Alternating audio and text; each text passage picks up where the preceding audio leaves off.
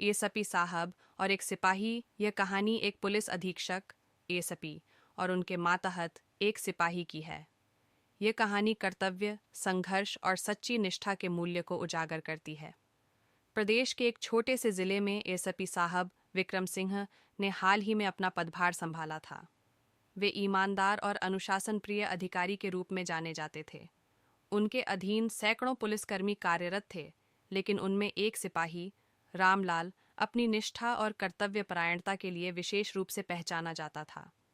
रामलाल एक साधारण परिवार से था। वह दिन रात मेहनत करता और अपने परिवार की जिम्मेदारियां भी निभाता। अपनी वर्दी और कर्तव्य के प्रति उसकी ईमानदारी ने उसे सभी सहकर्मियों का प्रिय बना दिया था। लेकिन रामलाल की आर्थिक स्थिति बेहद खराब थी। फिर भी उसने कभी किसी गलत रास्ते को नहीं चुना। एक दिन एसपी साहब ने जिले के थानों का निरीक्षण करने का निर्णय लिया। जब वे थाने पहुंचे तो उन्होंने देखा कि अधिकांश पुलिसकर्मी थाने में उपस्थित नहीं थे, लेकिन रामलाल अपनी वर्दी में सतर्क खड़ा था। एसपी साहब ने रामलाल से पूछा, क्या बाकी सब लोग छुट्टी पर हैं? रामलाल ने जवाब दिया, नहीं सर, कई लोग अपनी ड्यूटी में लापरवाही करते हैं। मैं हमेशा अपनी ड्यूटी पर तैनात रहता हूँ। एएसपी साहब रामलाल के जवाब और उसकी निष्ठा से प्रभावित हुए। उन्होंने तुरंत थाने में अनुशासन बढ़ाने के आदेश दिए और रामलाल की जिम्मेदारी बढ़ा दी। रामलाल की जिंदगी केवल ड्यूटी तक सीमित नहीं थी। उसकी पत्नी गंभीर रूप से बीमार थी और बेटा स्कूल की फीस न दे पाने के कारण पढ़ाई छोड़ने की कगार पर था। रामलाल ने कई बार अपने वरिष्ठ अधिकारियों से मदद मांगी, लेकिन किसी ने उसकी ओर ध्यान नहीं दिया। फिर भी रामलाल ने अपने कर्तव्य को कभी कमजोर नहीं होने दिया। वह रात दिन अपराधियों को पकड़ने, लोगों की मदद करने और शांति बनाए रखने के लिए काम करता रहा। एक दिन जिले में एक बड़ा अपराध हुआ। एक व्यापारी का अपहरण कर लिया गया और अपराधी फिरौती में मोटी रकम मांग रहे थे।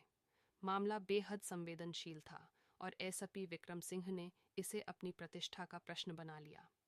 एसपी साहब ने सबसे पहले रामलाल को इस मामले में शामिल किया।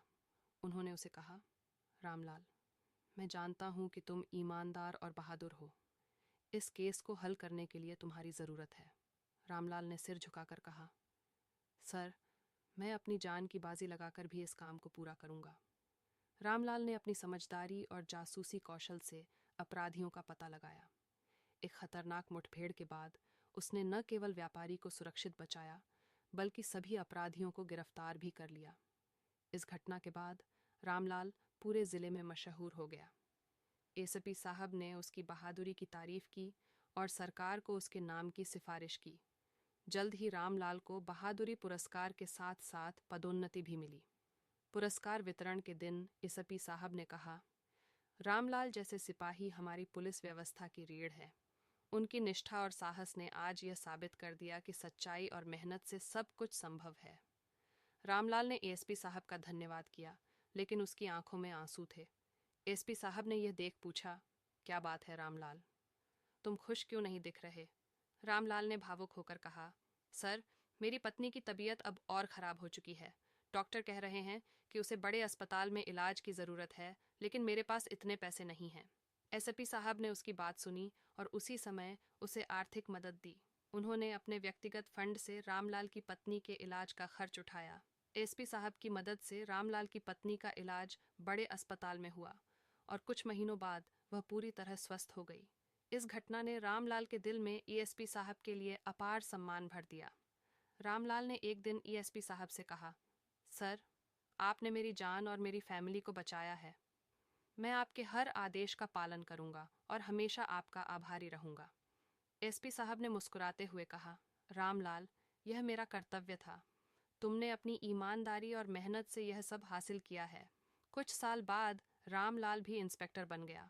उसने अपनी निष्ठा और ईमानदारी से पुलिस विभाग में एक मिसाल कायम की।